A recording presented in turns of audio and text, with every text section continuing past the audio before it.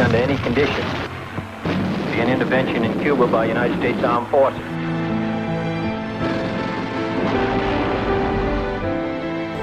Es indescriptible lo que se siente cuando estás matando cubanos. El problema que tenía la Fuerza Aérea es que todos los pilotos querían morirse por la patria. Gustavo Ponzoa, en paz descanse, me dijo, Miralles, los van a matar a todos. Y eso fue lo que pasó.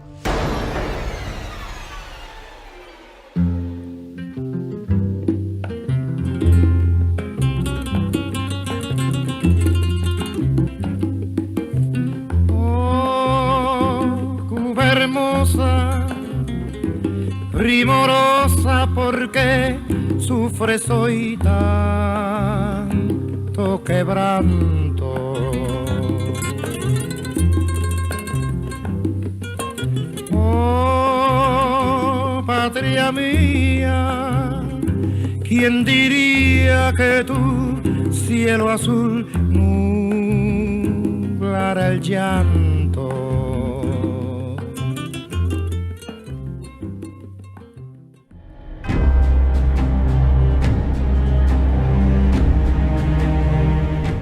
Cuba sabe que el gobierno revolucionario no es comunista. I have said very clear that we are not communists.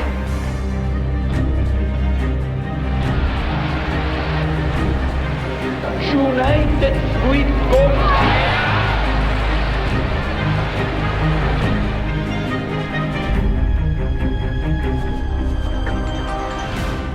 Y con entera confianza. Soy marxista-leninista y seré marxista-leninista hasta el último día de mi vida.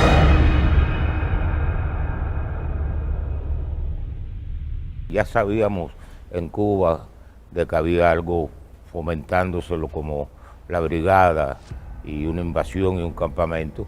Ese plan consistía en crear entre los cubanos un frente revolucionario dirigido por figuras prestigiosas fuera de Cuba.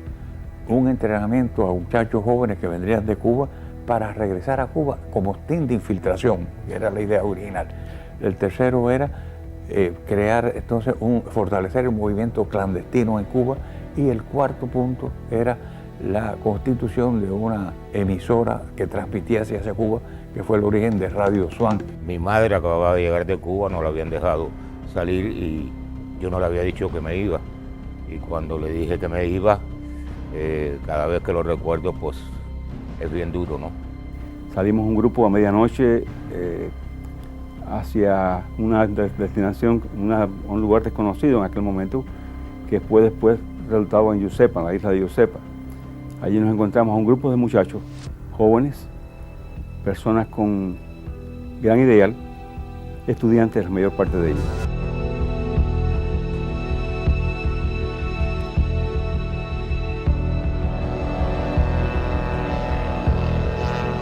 Llevaron hasta un avión que estaba muy cerca del hangar, un DC-4, que no tenía insignias, no tenía ventanas, estaba totalmente cerrado. Allí entramos y nosotros especulando para dónde íbamos. Cuando vinimos a ver, nos dijeron que íbamos a aterrizar, aterrizamos. Yo, por cierto, iba sentado muy cerca de la puerta y me acuerdo que cuando el avión paró, abrieron y miré hacia afuera y vi tierra colorada. Y entonces dije, yo creo que estamos en Cuba. Entonces le dijeron, no, están en Guatemala. El entrenamiento de infantería fue brutal. Fue brutal porque el filipino Vallejo, que era el jefe de los campamentos, ese fue el hombre que hizo el artífice de la guerrilla de la Filipina. Decía que el invasor tenía que ser Min and Lin. Lin estábamos a pan con el pan y colí. Y Min, todo lo que se entrenó era guerra de guerrilla, guerra. El entrenamiento fue un entrenamiento básico, pero yo te diría que principalmente de guerrilla. Fue en las montañas, en un lugar ahí, Nango, me imagino que en idioma indígena guatemalteco quiere decir ciudad o pueblo, y nosotros le pusimos ese Garrapatenango, porque vivíamos cubiertos de garrapata el día entero. El B-26 lo utilizamos para ir a tirar estampitas de la Caridad del Cobre, revista Bohemia, el periódico El Crisol, en el cual estaba vaticinando que la invasión estaba lista 2 semanas antes de la invasión, con fotografías de nosotros en los campamentos.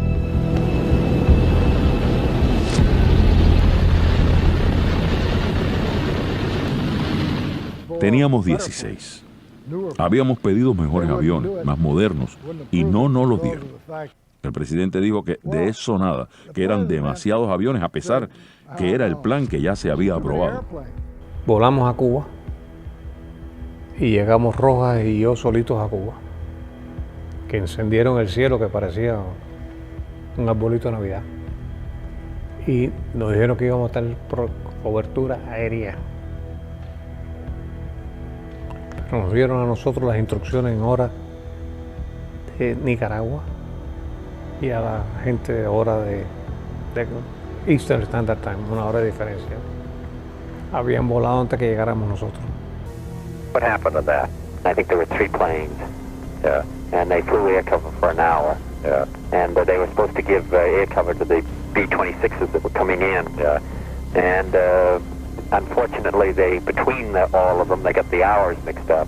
So the result was that the B-26s came in an hour late and were all shot down. Or 2 of them shot down. Yeah. And I think that's probably the ones that had the Americans. Yeah. Entramos bajito, pegado al agua, como a 20, 30 pies. Llegamos al acantilado de Santiago de Cuba. Entramos 5 veces. Quiero que sepas que con 2 que se hagan ya es suficiente. El fuego antiaéreo se puso serio. Gonzalo tira sus fragmentaciones, rompe el hangar de la MOA, me acuerdo que supuestamente había unos Sea Furies allí. Y entonces yo entro de sur a norte, veo un B-26 que está en la rampa militar todavía intacto, le tiro. Cuando entramos en Isla Pino, al amanecer, había un barco que se llamaba el Baire, frente a Isla Pino. Ese barco lo atacamos y lo hundimos. No se hundió completamente porque el fondo ahí es bajo, ¿no? O sea, quedó escorado. No nos tiraron del barco, parece que los cogimos durmiendo o algo, ¿no? Pero mucho más tarde después dicen que nos tiraron de Isla Pino. Vaya, que fue horrible aquello. Nosotros no vimos nada de aquello. Todas las operaciones aéreas se suspendieron por 2 días. Volvimos a volar el 17 de abril. A eso de las 12, 12 y cuarto, el general viene con un papelón así de Washington y dice, los vuelos han sido parados 48 horas. Y le dije, general, aquí se acabó la invasión. Nos reunimos todos muy contentos una vez que supimos que íbamos ya a desembarcar, que nos íbamos para Cuba, a liberar a Cuba. Y entonces, bueno, pues llegamos allá a Puerto Cabeza, en Nicaragua. Allí nos visitó el general Somoza para despedirse de nosotros. Allí tuvimos un inconveniente que nos encontramos con barcos de la García Line, que eran barcos comerciales, no eran barcos de guerra, no eran barcos como para un ejército militar, no, porque ya nosotros nos considerábamos miembros de un ejército. Cuando nos montaron en los barcos, vimos que eran barcos de cargas, los cuales no estaban ni artillados, pero bueno, se nos habían dicho que era solamente para el transporte, que iríamos custodiados por otras personas, otros equipos militares. Recuerdo haber visto un submarino que yo pensé que, y esta cosa que se está levantando, ¿no? Fue impresionante. Pero bueno, ese submarino se desapareció. Nosotros nos levantaron y nos dijeron, los cielos son nuestros. Pero lo dijeron universalmente, ¿ok? Los cielos son nuestros. Cuando estábamos yendo para Bahía Cochino, pasábamos por arriba la flota, un portaavión, 7 destructores y un submarino. Yo iba en el Houston, y voy a referirme al Houston precisamente, toda la travesía hasta llegar a las costas de Cuba. todas fueron con la esperanza, ¿no? Y cierto temor, ciertas cosas venían a la mente de nosotros, pero teníamos la suerte de que inclusive allí iban sacerdotes. Y uno de ellos pues era el que nos estaba dando de ciertas formas un soporte espiritual. El convoy de los barcos empezó a hacer un círculo hasta que cayó la noche y ahí partimos para el área de desembarco. Cuando estábamos acercándonos y empieza ya el desembarco, ¿no? En unas lanchas que casi todas soltaban la propela, porque eran lanchas que no eran para desembarcar. Ahí ya la cosa se pone más seria. Y yo detrás de compañeros míos que habían sido militares, ¿qué tú crees de esto? No, esto es una cosa totalmente absurda. Cuando salió el sol, dieron la orden que íbamos para tierra. Estábamos todos muy entusiasmados. Yo me encaramé por arriba de una loma de cajas de municiones que íbamos en el centro. El HU que nosotros vimos iban 2 tanques, iba un camión grúa, un camión tanque, pero creo que era de agua o gasolina, no sé, y cargado de municiones. Yo me encaramé por arriba de todas las municiones, me encaramé porque es un anchón grande. Y vi el desembarco como en las películas, todos la acción atrás de, bueno, al fin vamos para Cuba. En ese momento vi acercarse los aviones, le digo, vienen nuestros aviones, ahí está la Fuerza Aérea nuestra, qué bueno, mucho entusiasmo de juventud. Y ahí ya empiezan los aviones, ¿no? La aviación enemiga, por decir, y sobre todo un individuo que yo no quisiera ni mencionar su nombre, pero no me queda más remedio que hacerlo, el general del Pino. Ese se ensañó con nosotros, con el Houston, pero de tal manera que aquello para mí fue una cosa tan horrible, porque veía a mis compañeros como se tiraban al mar, hasta con las cananas, las mochilas, con zapatos, es decir, y los veía que se hundían y que no salían. Eso fue una cosa terrible. Ahí murieron 70 y pico, 80 compañeros de nosotros en ese proceso. Y cuando se acercan los aviones, veo que uno de ellos, el principal, un B-26, yo lo miro, digo, esos no son los nuestros. La diferencia era que nuestros aviones tenían la nariz de metal con 8 calibre 50, 4 cohetes en cada ala, 8 cohetes y tanques de extra gasolina y una franja azul que era la franja de combate, el código nuestro. Y ellos no tenían nada de eso. Le digo, aquí hay algo raro. Acabaron con el Houston, empezó la bodega a coger candela.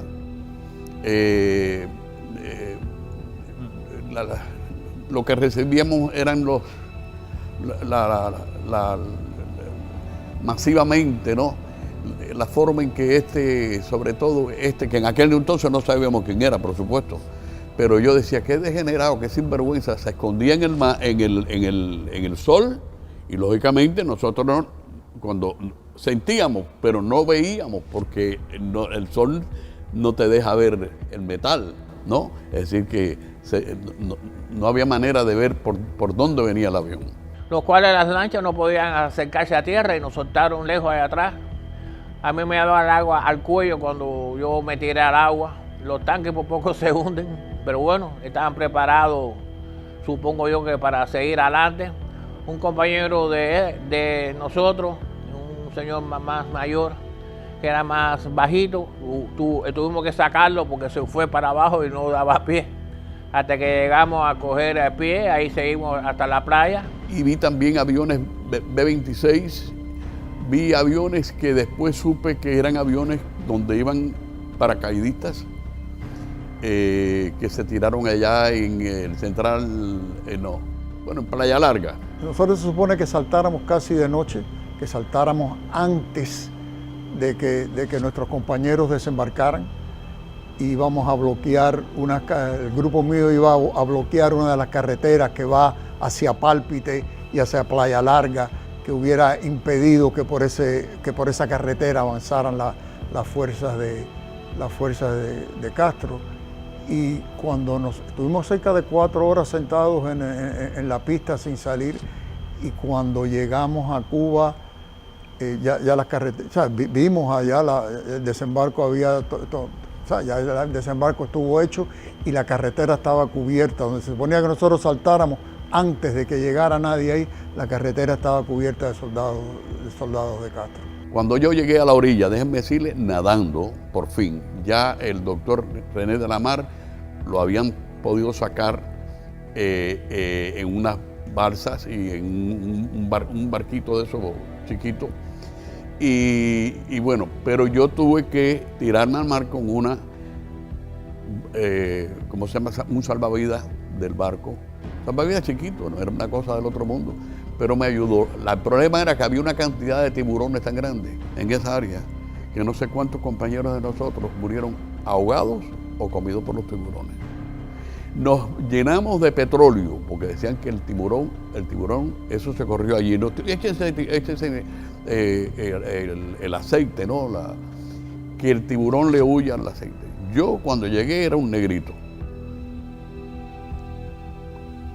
Todo porque yo quería llegar a la orilla. Yo cualquier cosa, pero que no me comiera un tiburón. Yo veo las películas esas de Rambo ahora y pienso en Sergio Millares parado con una ametralladora 30 como esa que está ahí en el medio de la carretera así peleando, o al licenciado Pérez con un bazooka tirando en el medio de la carretera. El B-26 llevaba 6 calibre 50 y se le podía poner la cantidad de bombas de acuerdo con el tamaño. ¿Aguanta? Y rockets, llevaba los rockets 4x4. Aquello era una operación de Normandía, chiquita. En ese momento habíamos 2 aviones, Rojas y yo, y Ponzoa y García Puyol. Y decidimos soltar los tanques de gasolina. Con tan mala suerte que un tanque de gasolina a nosotros se nos mete en un rocket. Y desde abajo Grayson Lynch decía, hay un avión con algo colgado. Algo colgado, éramos nosotros 2. Ponzoa, nos metemos abajo de Ponzoa y nos damos cuenta que Ponzoa está bien. Éramos nosotros. Ponzoa se mete y dice, oye, está en una situación difícil, vayan patrullando, no vayan a tirar los rockets porque van a volar. Seguimos, bombardeamos y llegó un momento que Ponzoa estaba ahí, habían tumbado a Ulloa, habían tumbado a Pompón Silva Tablada del lado de allá. Estaba Fernández, que es el que tumbó a Faría. Aprende, Carrera. Dijo Ponzoa, oye, regresen a la base porque yo no puedo cuidarme yo y cuidarlos a ustedes. Y esa fue las horas más grandes de la vida. Yo que estaba abajo los veía. Esos aviones, la velocidad que iban tan despacio por el hecho de estar llenos de gasolina, que era tan fácil darles desde abajo o un Sea Fury, o para un Sea Fury o para el T-33, por eso te digo que el coraje que ellos tenían, sabiendo en la situación que estaban, sabiendo contra qué que se tenían que enfrentar, y volver en misión tras misión, increíble el coraje que tenían esas personas. Vimos una balsa que se iba hacia la distancia, ya que la marea o la resaca iba para afuera a esa hora. 2 más compañeros, pues nos lanzamos al agua nadando. Tuvimos que nadar, yo calculo 1 milla, 1 milla y media. En el camino vimos que un Sea Fury que nos vio y nos hizo el pattern de tiro, que sabíamos que iba a ser el pattern de tiro, tiene que hacerlo.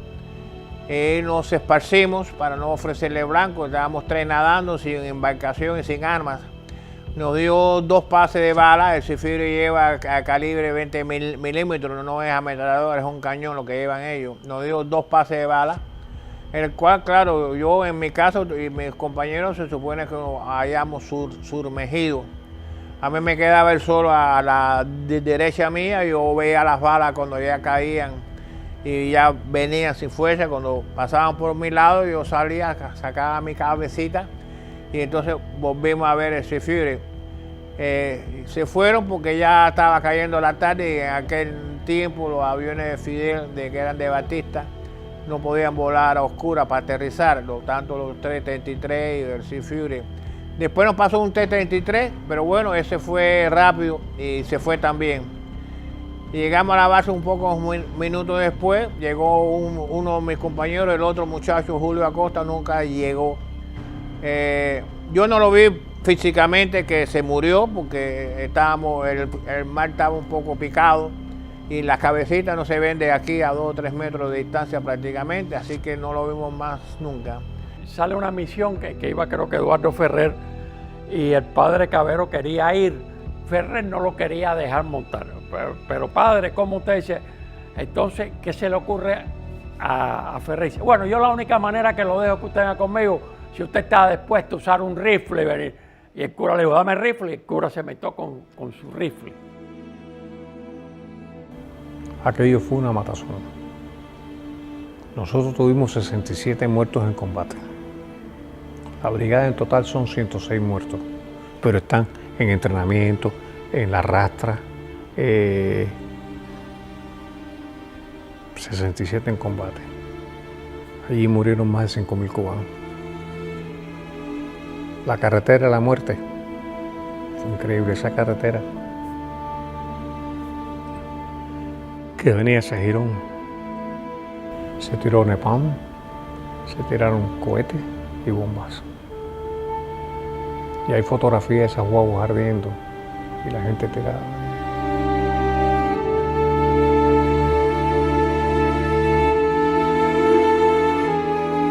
Para mí esa es la gran traición del gobierno americano. La condena a un pueblo injustamente. Estaba todo para ganar. Mi nombre es Santiago Jon Camejo. Soy brigadista. Yo soy cubano, yo nací en Cuba. Así que por defender a mi patria no soy mercenario. Y lo haría, si hubiera otra oportunidad, lo haría otra vez. Llegué con 23 años al exilio y inmediatamente me activé en todo lo que fuera la lucha contra Castro, ¿no? Igual que la mayoría del pueblo de Cuba, creíamos que en Cuba se debía tener un cambio para democratizar nuestro sistema político, lo que no fue así. Enseguida oí el problema de la invasión de gente que estaban yendo a un campamento misterioso porque nadie sabía dónde estábamos. A los 6 meses llegó mi madre, yo llegué aquí en mayo de 1960, hijo único, y menciono esto porque uno de los momentos más difíciles para mí emocionalmente fue el día que partí para los campamentos, que fue el 14 de diciembre de 1960. Yo no le había dicho a mi madre que me iba, como es lógico, sabía que le iba a caer más porque estaba enferma, estaba en cama. Esa noche cené con ella en la casa, me recuerdo que me dijo, algo malo debes haber hecho que estás aquí tan cariñoso conmigo. Al día siguiente, como a las 2 de la tarde, me vino a buscar Manolo Artime, el jefe civil de la brigada, y me dijo, bueno, Julio, nos vamos. Y mi madre dijo, ¿se van a dónde? Le dijo, a los campamentos. Y ella, pues entonces se echó a llorar, me dijo, mal hijo. Fue un momento bien difícil, repito, soy hijo único. Y Artime, como esa chispa que lo caracterizaba, le dijo, María Antonia, no tengas problema porque ellos van muy cerquita de aquí, van a Homestead. Desde que yo vine me dediqué a estar en Cayo Hueso, ¿no? Y ahí me entero con unos amigos míos que aquí estaban entrenando, enrolando personas para ir a pelear a Cuba. Y yo no lo pensé 3 veces. Yo vivía a casa de una americana, cogí un pantalón, lo eché en una bolsita y le dije a ella que estaba sentada en la cocina, bye bye.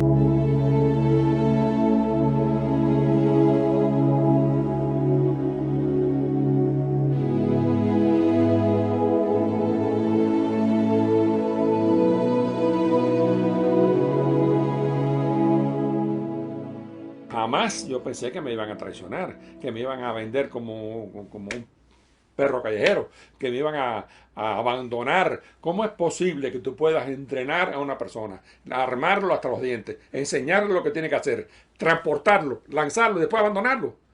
Vaya, a nadie se le ocurre eso. Nosotros pensábamos que íbamos a triunfar en ese empeño. El hecho de que los americanos nos estuvieran apoyando era una cosa para nosotros que garantizaba el triunfo de esa invasión.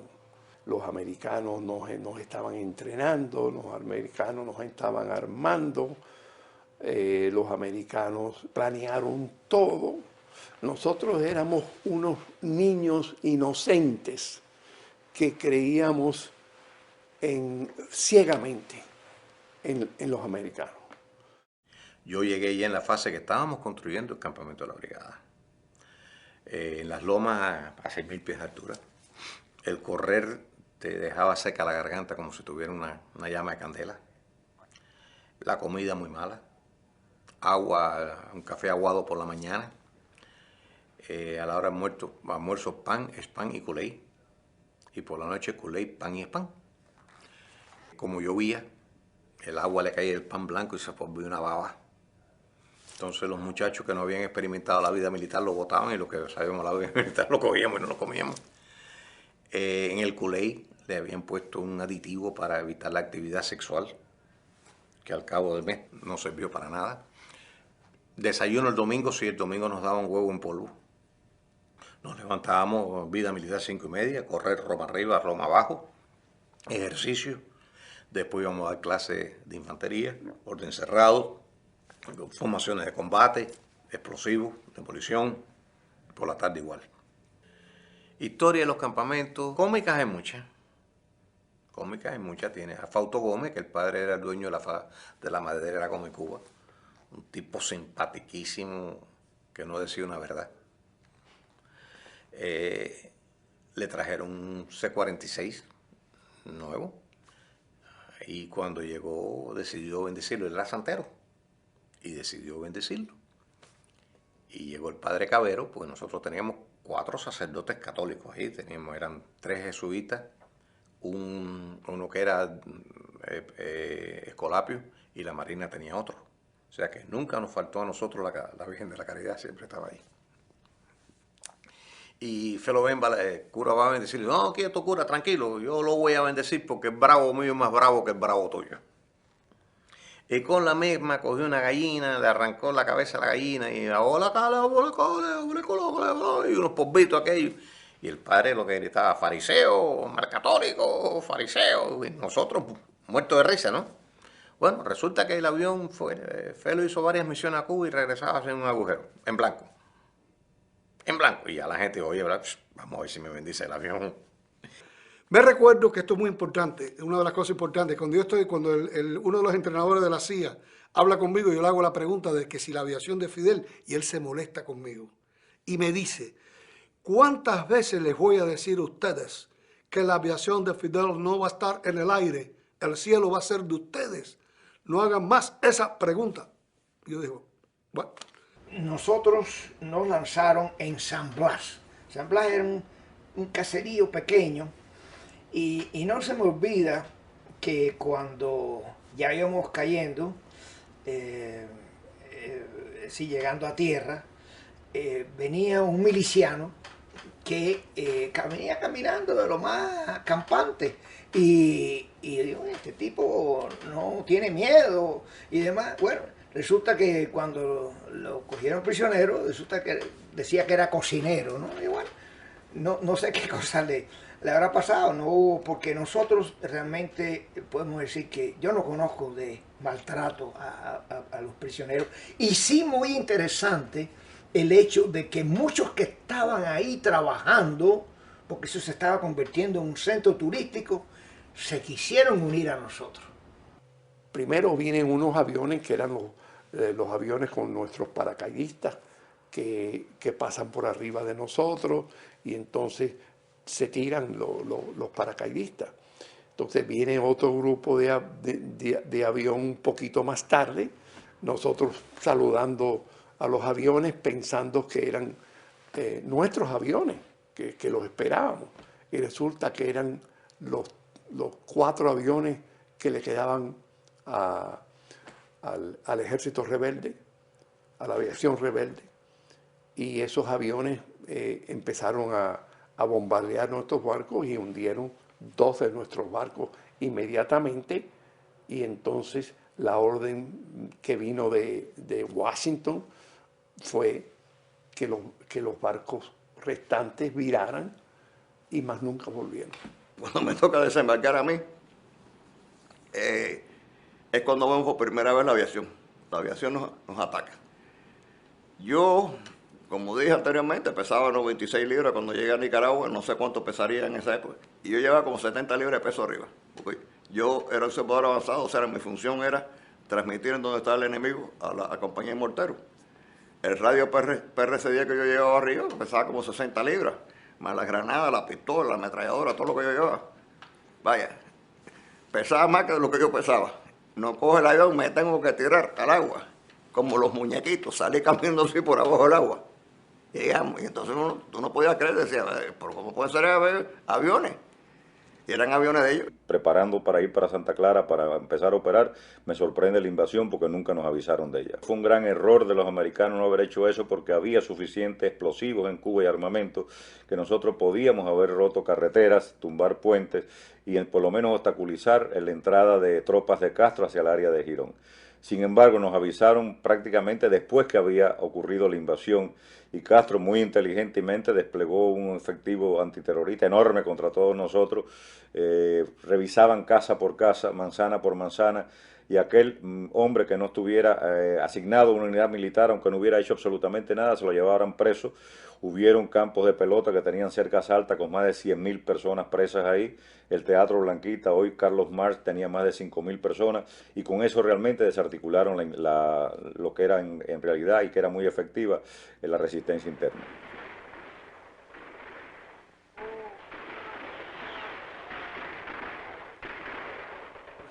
Inmediatamente salimos, nos mandaron, dieron el retaguardia porque nos estaban haciendo un cerco. Y se dieron cuenta, pero ellos se dio cuenta y nos mandaron rápidamente a salir. Una vez que salimos, nos pusimos un ensamblaje allí a preparar y nos cogió la noche. Mira, esa fue la noche más negra de mi vida, porque estuvimos bajo un bombardeo desde las 7, desde que oscureció, hasta por la mañana. Un bombardeo que no paró en toda la noche. Entraron una escuadrilla de aviones americanos que no tiraron, pero sí hicieron que ahuyentaran a la aviación de Fidel Castro y silenciaran las baterías del central que estaban tirando hacia nosotros. Avanzamos, ahí fue una batalla sangrienta. Ellos creían a lo mejor que nosotros no veníamos lo suficiente preparados. Creían, aparte yo pienso que ellos no tenían experiencia, eran militares pero no habían tenido suficiente training y venían en una forma de combate que nos parecía que venían desfilando y entonces desgraciadamente eran cubanos también, pero había que defender ya la vida de uno y ellos la verdad que fueron los que padecieron allí fue una masacre aquello. Empiezan a unirse en algunos campesinos de la zona y nosotros a ser prisioneros. Llegó un momento que teníamos entre los campesinos de la zona y prisioneros casi el doble de lo que éramos nosotros. Y eso crea un problema de seguridad y problema, si nosotros no teníamos alimento para nosotros, ahora imagínate para todo ese ejército de gente que se nos habían unido. Entonces a los campesinos de la zona le pedimos que nos ayudaran a abrir trincheras, hacer de todo y a cuidar a los prisioneros para nosotros podernos liberar y seguir. Avanzamos, bueno, primero nos encontramos un camión que venía lleno de milicianos y les pedimos que no queríamos matarlos y nos respondieron patria o muerte, y nos empezaron a tirar y tuvimos que acabar con ellos. Llega la noche y nos dan órdenes de retroceder de donde habíamos avanzado y de emplazarnos a un lugar que le pusimos la rotonda. Esa noche fue igualito como si estuviéramos viendo la película Batán y Guadalcanal. Cómo la gente saltaba y le tiraban granadas dentro de los tanques, cómo le tiraban las granadas delante. La gran mayoría de los que estábamos allí éramos muchos o estudiantes o profesionales jóvenes. Había un poco con experiencia militar. Habían algunos que tenían hombres de negocio, etcétera, etcétera. Esa noche todo el mundo se transformó en máquinas de matar. O sea, no es que nosotros, cuando digo matar, no es asesinar. O sea, era tanta lo que nos venía para arriba que tú no tenías tiempo de descansar y tenías que, era la supervivencia tuya, tirar y tirar y tirar y tal.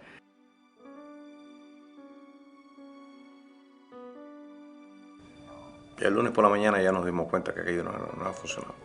Ya estaba el Houston, estábamos encallados. El Río Escondido está haciendo explosiones debajo del agua. Desde debajo del agua salían los proyectiles. ¡Fin, fin, fin! Bueno, el problema es el Kennedy Gang, la Camarilla, el Sorenson, el Rosque y toda esa gente. Esos fueron los que traicionaron a Cuba. Cuba no se perdió en Valle Cochino. Cuba se perdió en Washington. De verdad que era un grupo de hombres con una visión increíble. Una visión que más nunca se va a ver. Desprendidos. Desprendidos. Yo,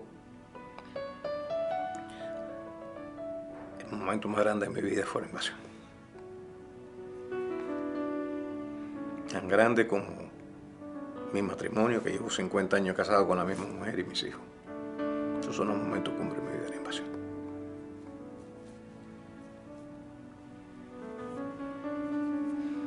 Nadie se recupera la pérdida. Nada se recupera la pérdida. Cuando tú hablas de Cuba, no existe.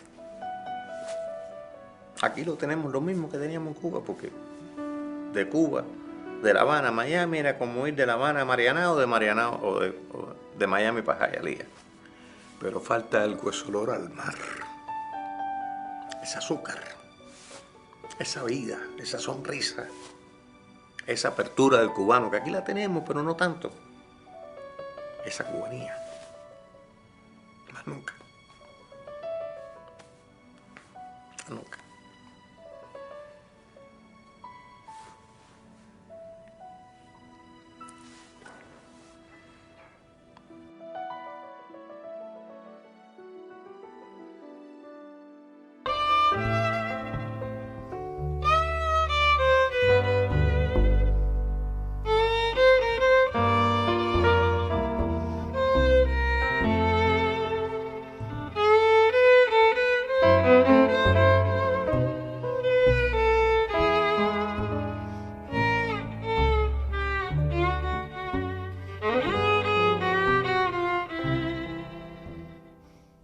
Así es como lo hemos visto nosotros. La historia nuestra dice que así fue.